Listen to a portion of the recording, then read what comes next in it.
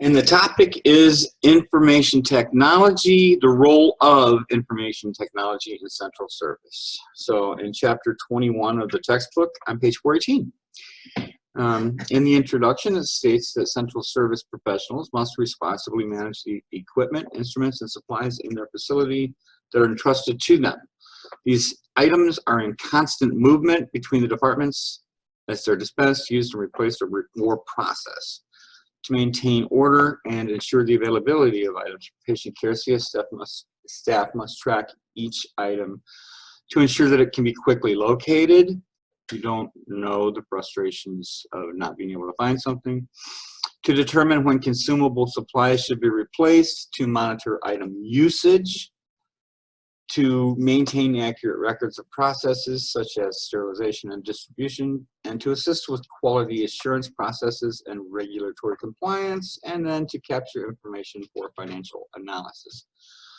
Information systems are not necessarily using technology, but this chapter is about information systems and technology. So we're talking about computers. Historically, all record keeping was done manually on paper, post-it notes, logbooks, etc., things like that. Now most departments do have some form of automated information system. It may be just a lone computer that has access to the internet and maybe some pick lists stored on it or whatever. But most facilities are not tiny little, single OR facilities out in the middle of nowhere. And they require computers to track the massive amounts of data. Okay, information technology is often what we say the cornerstone of initiatives to transform healthcare. So if you are in a hospital where they're talking about getting a tracking system, that will be a transformational event. Once they get that tracking system, you'll be able to do a lot more efficiently than you were previously. Okay, so on page 419 now, by the way, the core mission of information technology is to support patient safety and quality patient care. Information systems can be used to ensure these objectives are accomplished. Using available systems appropriately will enhance the ability to provide efficient and cost-effective patient care. You guys always pay attention to the bullet points. Okay, 420. Tracking instruments and supplies is not the only use of information technology in a hospital. So if you're on page 420, look at the breakdown that they have. Like we have clinical, we have operational, we have financial, and we have public relations. So clinical, we don't have access to that. That is for doctors and nurses. The closest we're going to get to accessing that would be the ADT system, which stands for admissions, discharge, and transfer, and we don't access it directly, but we can get information from that system through an interface with a system that we have access to. So we could get patient census from that. What's happening? What is this patient having done? Whatever. How many patients are in the hospital? Who is scheduled for what and when? So we don't have direct access to the ADT system, but we do have access to systems that can interface with that system. So like let's use the scheduling system. The scheduling system is going to tell, we'll be able to get information about patients, what their surgeries are, when they're scheduled, any notes that are put in there, like this patient has latex allergy, et cetera, et cetera. We don't need to have access to the electronic medical record in any way. We don't really need to have access to the ADT system. It's just we're able to access information that is stored in there. That makes any sense to you? Okay, clinical information systems are really for healthcare providers, the doctors and the nurses. Electronic medical records or electronic health records, we don't have access to, but this is another thing that the clinicians have to have access to. Okay, skipping down to on page 421, where it says operational systems are essential in managing the various functions within the organization that are not directly related to patient care. Email systems. So you'll be assigned an email address. If you work for Banner, it'll be at banner.com or bannerhealth.com. You work for Dignity, it'll be at dignityhealth.org, and so on. So that's your email. You have access to the email system. Supply chain management or materials management information systems, MMIS. You might never be granted access to that system. I was briefly granted access to that system so I could order the backup implants for the Synthes sets. But as I probably already told you, materials management and sterile processing have split, where materials management is now its own entity and they have access to the MMIS. And then sterile processing is more associated with the operating room, perioperative services. And we don't necessarily have to order supplies through MMIS, except for when we do. So somebody in your department will need to be able to access the system to put in orders for wraps and things like that.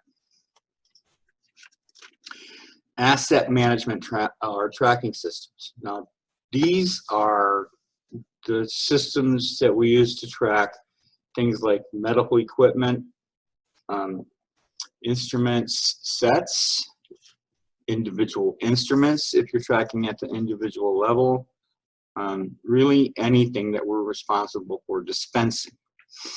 So with an asset management system such as the SPS, which is popular, SensiTrack, which is popular, these systems are capable of, with human interaction, meaning I have to pick up a scanner and scan a barcode, they're capable of keeping track of all of the things like instrument sets, kangaroo feeding pumps, like it shows in that picture. That barcode would just be scanned. So if you are responsible for collecting, cleaning, and placing the equipment back into the equipment storage, you would likely be scanning a barcode in the decontamination room where you're cleaning it to indicate that you received it and cleaned it, and then scan it back into the storage where you're taking it in there and making sure that it's functional, plugging it in, etc.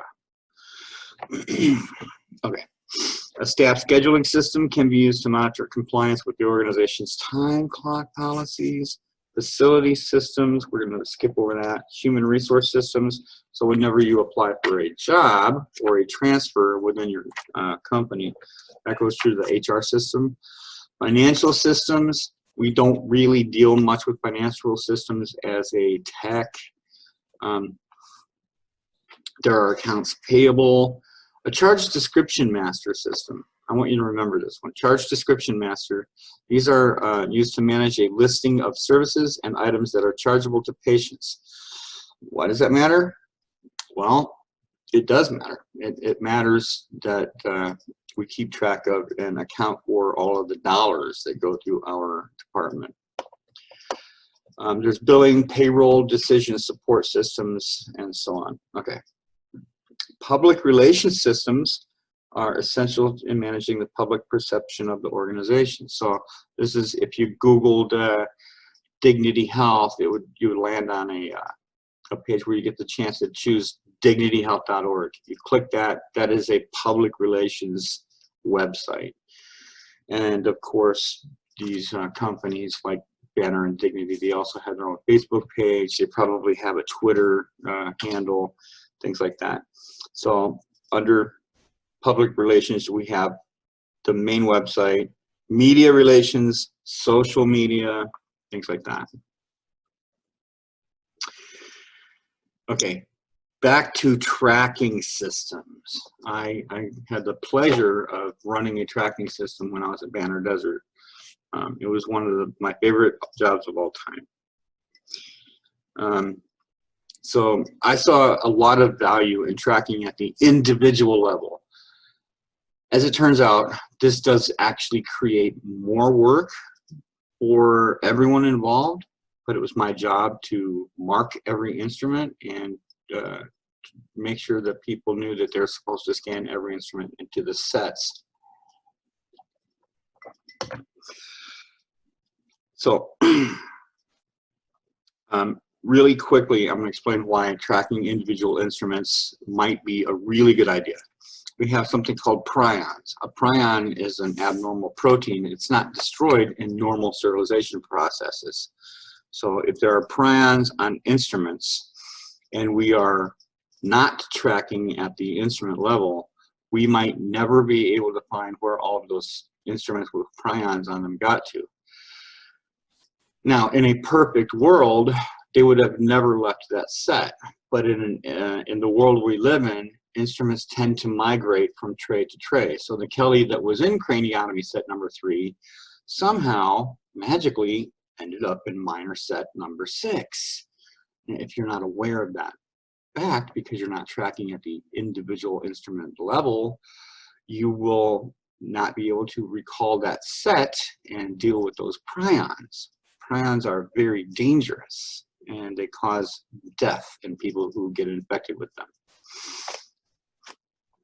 Other benefits that I've seen in my life, why it would be a good idea to be able to be tracking at the instrument level, are specialty instruments. So there was a Dr. Fusco, that's his real name, and he was left-handed and he had his left-handed instrument sets. And somehow these left-handed scissors that were clearly marked with tape and his left-handed needle holders kept migrating out of his instrument sets and into other sets. And it was just, it caused me a lot of frustration because, I mean, the doctor owned these instruments. So what's going to happen if a right-handed doctor gets a left-handed needle holder? It's not going to work. Dr. Fusco wants his left-handed needle holders. So if I was able to just go and type into the system DRFUSCO, it would come up with a list of his instruments and I could locate where each one of them is at any given moment. Unfortunately, we did not have a tracking system capable of doing that at that time. Other benefits of tracking systems are to be able to forecast the needs and identify processing costs for trays and single instruments. So management could possibly run a report, how many instruments are being reprocessed, how much does it cost to reprocess instruments, et cetera, et cetera.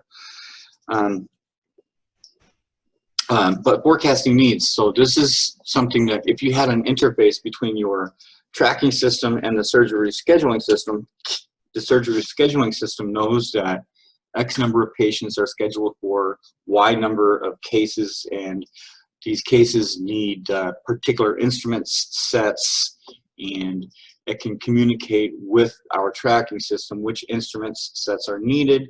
We could easily run a report, bingo, bango. Where are these sets now? Well, some of them are on the shelf in storage. Some of them are in the decontamination room. I think you get the picture here. So it helps us to be able to prioritize and make things run smoothly.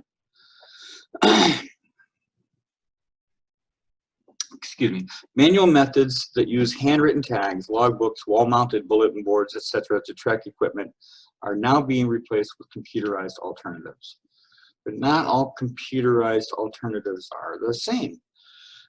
So your facility, hopefully not, may acquire what is called a turnkey system. This is like you buy it, you set it up yourself with minimal help from the company. Basically, it's a cheap, limited functional system. You just go in there and turn the key and operate it. Okay. Those are not your best option, but if that's what your budget allows, then you'll probably have a turnkey system. Okay.